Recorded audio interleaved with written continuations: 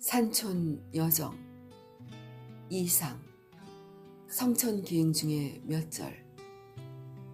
향기로운 MJB의 미각을 잊어버린 지도 20여일이나 됩니다.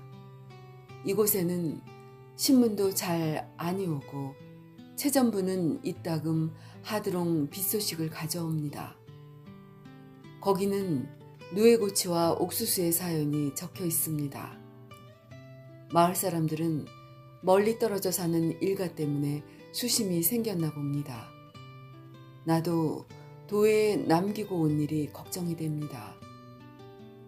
건너편 팔봉산에는 노루와 멧돼지가 있답니다. 그리고 기우제 지내던 개골창까지 내려와서 가재를 잡아먹는 곰을 본 사람도 있습니다. 동물원에서밖에 볼 수 없는 짐승, 산에 있는 짐승들을 사로잡아다가 동물원에 갖다 가둔 것이 아니라 동물원에 있는 짐승들을 이런 산에다 내어 놓아준 것만 같은 착각을 자꾸만 느낍니다. 밤이 되면 달도 없는 금음치랴의 팔봉산도 사람이 침소로 들어가듯이 어둠 속으로 아주 없어져 버립니다. 그러나 공기는 수정처럼 맑아서 별빛만으로라도 넉넉히 좋아하는 누가복음도 읽을 수 있을 것 같습니다. 그리고 또 참 별이 도회에서보다 갑절이나 더 많이 나옵니다. 하도 조용한 것이 처음으로 별들의 운행하는 기척이 들리는 것도 같습니다. 객주집 방에는 석유 등잔을 켜놓습니다.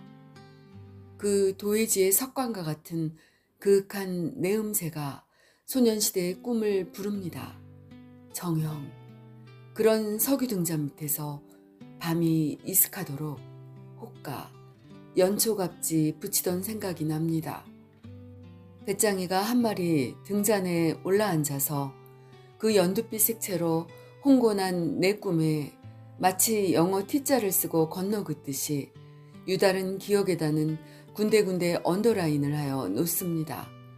슬퍼하는 것처럼 고개를 숙이고 도회의 여차장이 차빼 찍는 소리 같은 그 성악을 가만히 듣습니다. 그러면 그것이 또 이발소 가위 소리와도 같아집니다.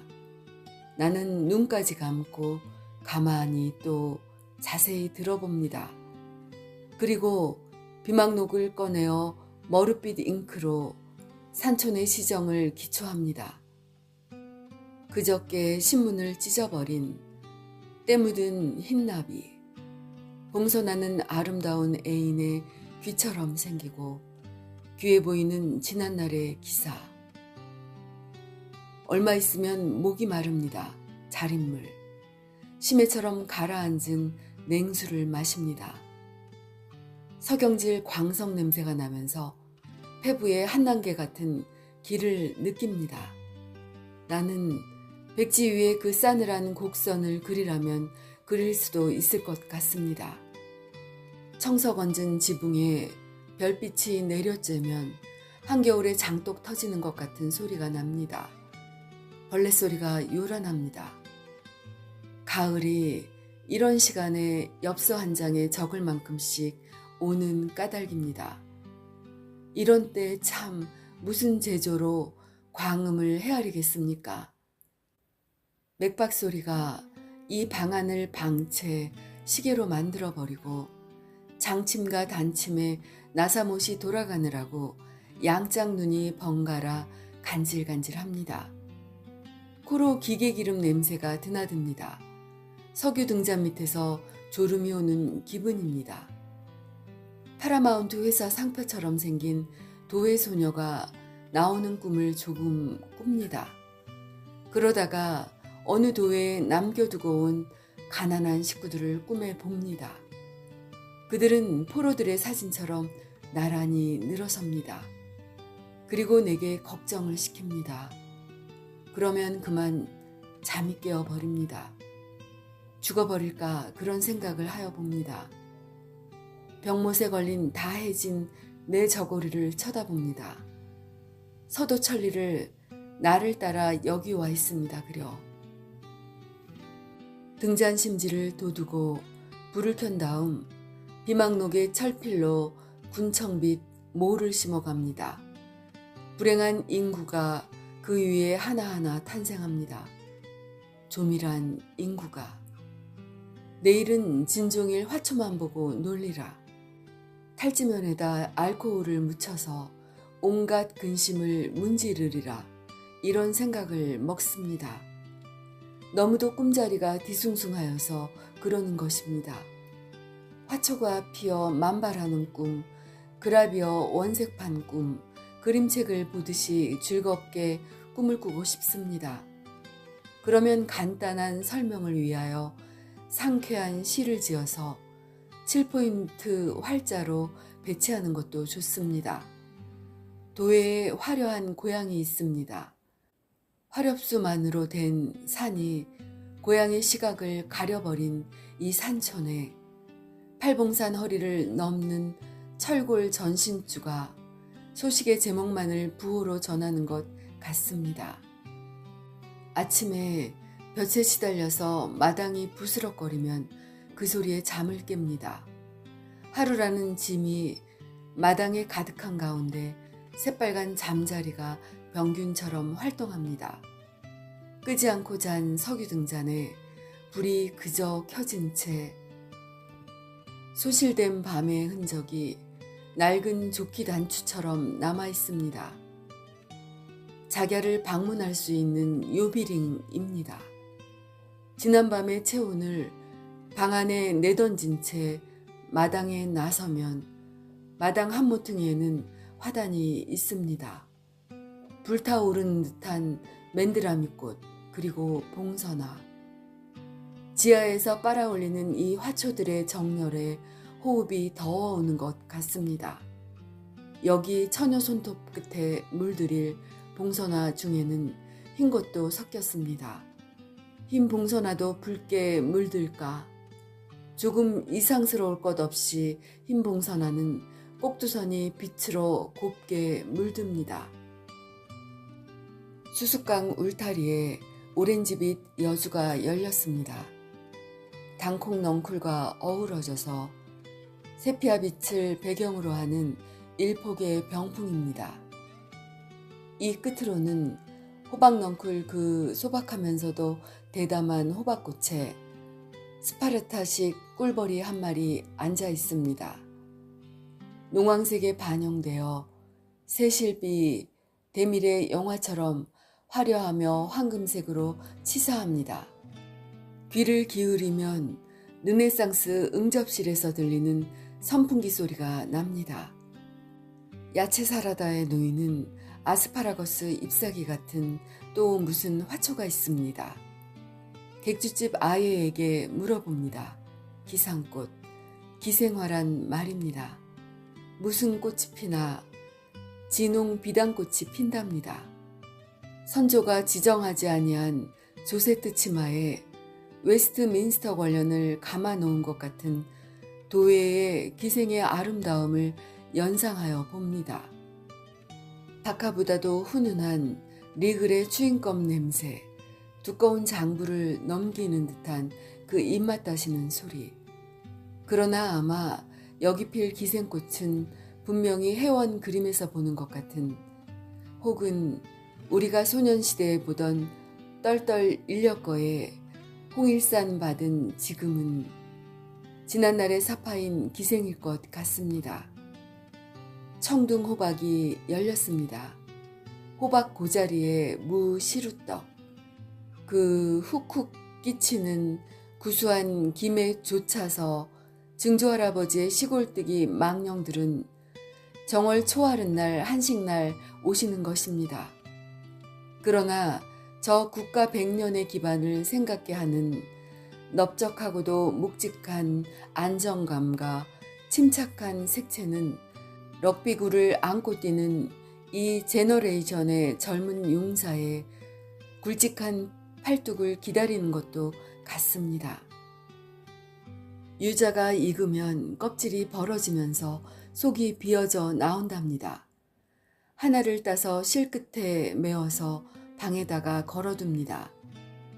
물방울 저 떨어지는 풍염한 미각 밑에서 연필같이 수척하여 가는 이 몸에 조금씩 조금씩 살이 오르는 것 같습니다.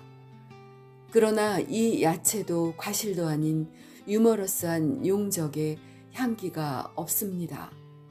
다만 새숫빛 위에 한 겹씩 한 겹씩 해소되는 내 도의 육향이 방 안에 배회할 뿐입니다. 팔봉산 올라가는 초경 입구 모퉁이에 최 송덕비와 또 아무개의 영세 불망비가 항공우편 포스트처럼 서 있습니다. 듣자니 그들은 다 아직도 생존하여 계시다 합니다. 우습지 않습니까? 교회가 보고 싶었습니다. 그래서 예루살렘 성역을 수말리 떨어져 있는 이 마을의 농민들까지도 사랑하는 신 앞에서 회개하고 싶었습니다. 발길이 찬송가 소리 나는 곳으로 갑니다. 포플러 나무 밑에 염소 한 마리를 메어 놓았습니다. 구식으로 수염이 났습니다. 나는 그 앞에 가서 그 총명한 동공을 들여다봅니다.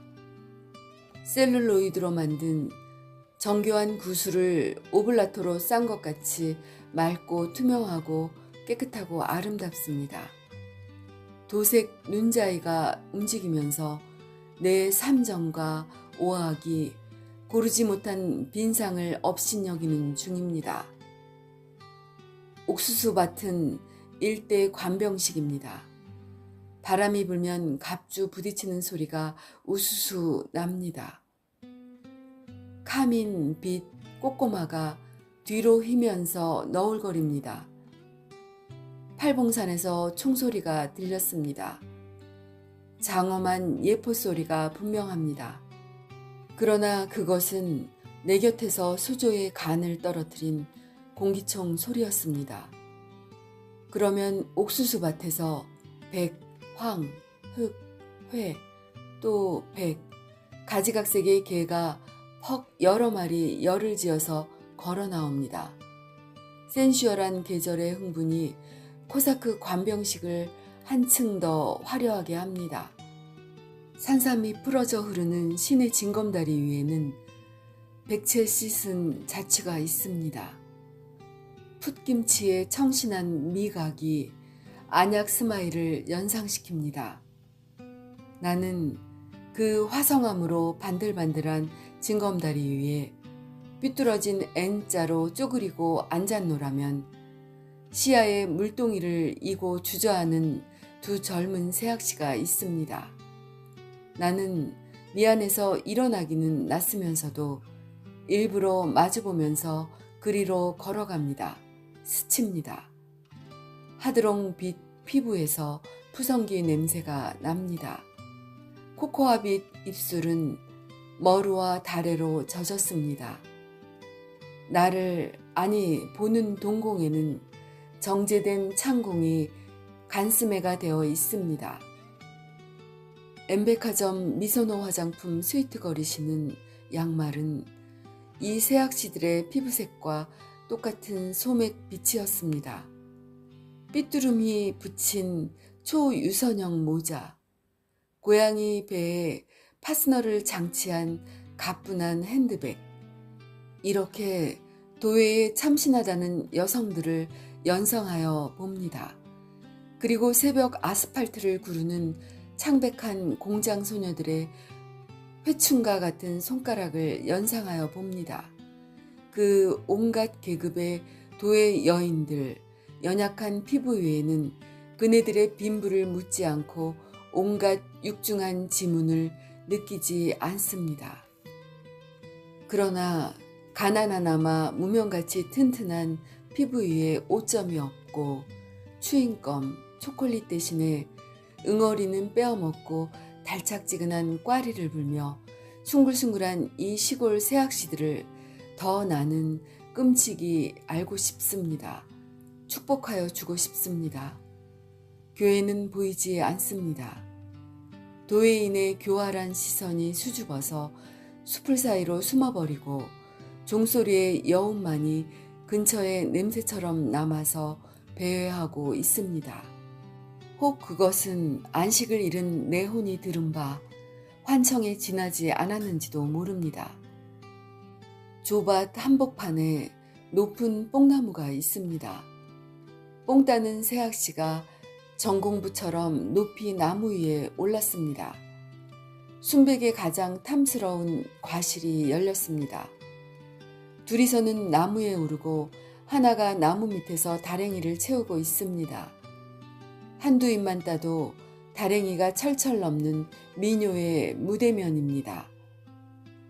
조 이삭은 다 말라 죽었습니다. 코르크처럼 가벼운 이삭이 근심스럽게 고개를 숙였습니다. 오, 비야 좀 오려무나. 해면처럼 물을 빨아들이고 싶어 죽겠습니다. 그러나 하늘은 그만 듯이 구름이 없고 푸르고 맑고 또 부숭부숭하니 깊지 못한 뿌리에 SOS가 안반 아래를 흐르는 지하수에 다다르겠습니까? 두 소년이 고무신을 벗어들고 시냇물에 발을 잠가 고기를 잡습니다. 지상에 원한이 있으며 흐르는 정맥, 그 불길하고 독한 물에 어떤 어족이 살고 있는지, 시내는 대지의 신혈을 뚫고 벌판 기울어진 방향으로 흐르고 있습니다. 그것은 가을의 풍설입니다. 가을이 올 터인데 와도 좋으냐고 쏘근쏘근하지 않습니까? 조 이삭이 초래청 신부가 절할 때 나는 소리같이 부수수 국입니다. 노회한 바람이 조 입새에게 난숙을 최촉하는 것입니다. 그러나 조의 마음은 푸르고 초조하고 어립니다. 조밭을 어지러뜨린 자는 누구냐? 기왕 안 될 조이건을 그런 마음으로 그랬나요? 몹시 어지러뜨려 놓았습니다. 누에, 호호에 누에가 있습니다. 조 이삭보다도 굵직한 누에가 삽시간에 뽕잎을 먹습니다. 이 건강한 미각은 왕후와 같이 존경스러우며 치사스럽습니다. 새학씨들은 뽕 심부름하는 것으로 몸의 마지막 광영을 삼습니다. 그러나 뽕이 떨어졌습니다. 온갖 패백이 동이 난 것과 같이 새학씨들의 정열은 허둥지둥하는 것입니다. 야음을 타서 새학씨들은 경장으로 나섭니다. 얼굴에 홍조가 가리키는 방향으로. 뽕나무에 우승배가 놓여 있습니다. 그리로만 가면 되는 것입니다. 조밭을 짓밟습니다. 자외선에 맛있게 그을은 새학씨들의 발이 그대로 조 이삭을 무찌르고 스크럼입니다. 그리하여 하늘에 닿을 지성이 청고마비 잠실 안에 있는 성스러운 귀족 가축들을 살찌게 하는 것입니다. 콜레트 부인의 빈묘를 생각해 하는 말캉말캉한 로맨스입니다. 간이학교 곁집 길가에서 들여다 보이는 방에 틀이 떠들고 있습니다. 편발 처녀가 맨발로 기계를 건드리고 있습니다. 그러면 기계는 허리를 스치는 가느다란 실이 간지럽다는 듯이 깔깔깔깔 대소하는 것입니다.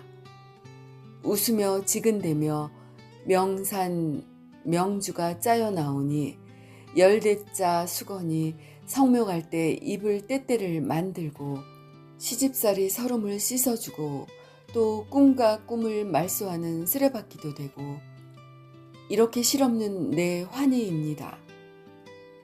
담배가게 겹방 안에는 오늘 황혼을 미리 가져다 놓았습니다. 침침한 몇 갤런의 공기 속에 생생한 침엽수가 울창합니다. 황혼에만 사는 이민 같은 이국 초목에는 순백의 갸름한 열매가 무수히 열렸습니다.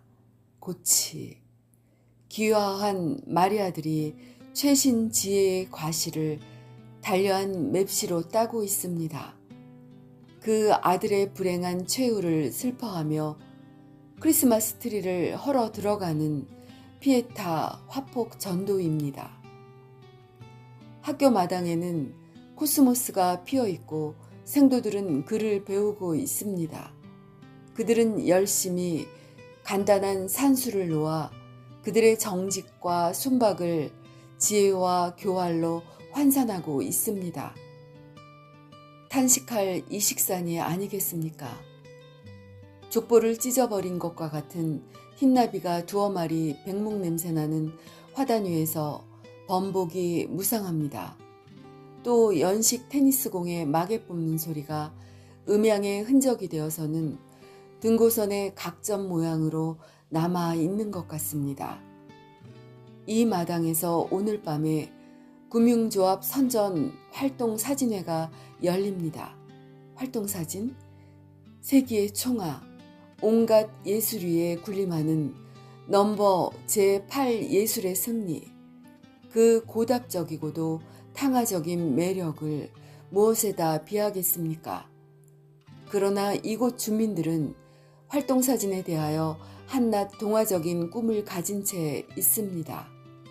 그림이 움직일 수 있는 이것은 참 홍모 오랑캐의 요술을 배워가지고 온 것 같으면서도 같지 않은 동포의 부러운 재간입니다.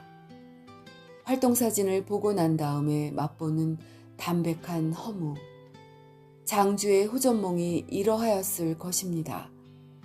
나의 동글납작한 머리가 그대로 카메라가 되어 피곤한 더블 렌즈로나마 몇 번이나 이 옥수수 무르익어가는 초추의 전경을 촬영하였으며 영사하였던가. 플래시백으로 흐르는 엷은 애수, 도회에 남아있는 몇 고독한 팬에게 보내는 단장의 스틸이다.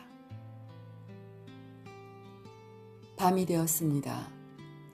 초열흘 가까운 달이 초저녁이 조금 지나면 나옵니다. 마당에 멍석을 펴고 전설 같은 시민이 모여듭니다. 추금기 앞에서 고개를 갸웃거리는 북극 펭귄 새들이나 무엇이 다르겠습니까?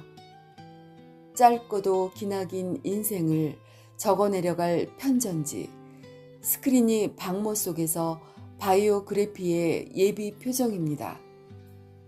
내가 있는 건너편 객주집에 든 도예풍 여인도 왔나 봅니다. 사투리의 하붐이 마당 안에서 들립니다. 시작입니다. 부산 장교가 나타납니다. 평양 모란봉입니다. 압록강 철교가 역사적으로 돌아갑니다. 박수와 갈채, 태서의 명감독이 바야흐로 안색이 없습니다. 10분 휴게 시간에 조합 이사의 통역부 연설이 있었습니다. 달은 구름 속에 있습니다. 금연이라는 느낌입니다.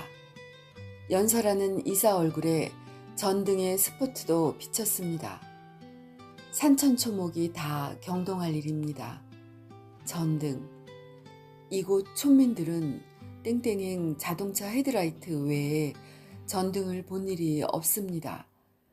그 눈이 부시게 밝은 광선 속에서 창백한 이사는 강단하였습니다. 우매한 백성들은 이 이사의 웅변에 한 사람도 박수치지 않았습니다. 물론 나도 그 우매한 백성 중에 하나일 수밖에 없었습니다만. 밤 11시나 지나서 영화 감상의 밤은 해피엔드였습니다.